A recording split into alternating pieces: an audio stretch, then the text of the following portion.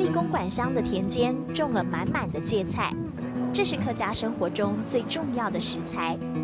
一般在2期稻作收割之后种植，又有收冬菜、长年菜之称。芥菜最大家差不多55年，55年，你睇人地位吼，要到60年，60年当中的菜数。啊，唔平常差不多，喺讲早期嘅温度较高地位，就差不多55年左右嘅，一菜出青吼，唔睇超过肉噶，超过热蔬噶，就会变爽些。像安样顺吼，下摆看马夹、马虫、马片虫还会来。如此了解芥菜，他是芥菜达人战延庆，承接父亲的芥菜事业。民国80年获得福菜经营发表赛冠军。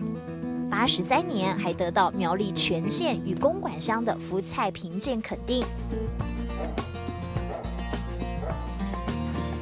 员工熟练地修剪老叶老梗。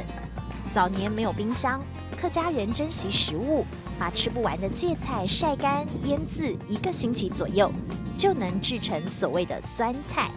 如果还是吃不完，再经过2天的日晒，1到3个月的腌渍，则成为所谓的福菜。但再有剩，晒干还成了梅干菜。平时只要拿简单的蒜和辣椒爆香之后，再加入酸菜一起拌炒，加入少许的糖，就成了餐桌上方便又美味的一道佳肴。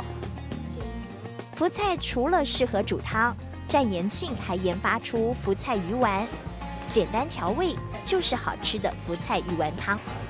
至于梅干菜，更是客家名菜梅干扣肉中不可或缺的。猪肉有了梅干菜的提味，挑动了味蕾。像梅干菜啦、梅干扣肉啦，垂涎3尺，闻到的话，这个口水就会流下来。这个什么叫做福菜，什么叫做芥菜，然后如何的去加工，如何的去煮食，让大家一看就一目了然。为了让年轻人了解客家的大菜文化，战延庆在包装写上了故事由来与制作过程，就连食谱都附了上去。创意包装之下，平民美食成了伴手礼，甚至出口到国外，让全世界都吃得到客家勤俭的美味。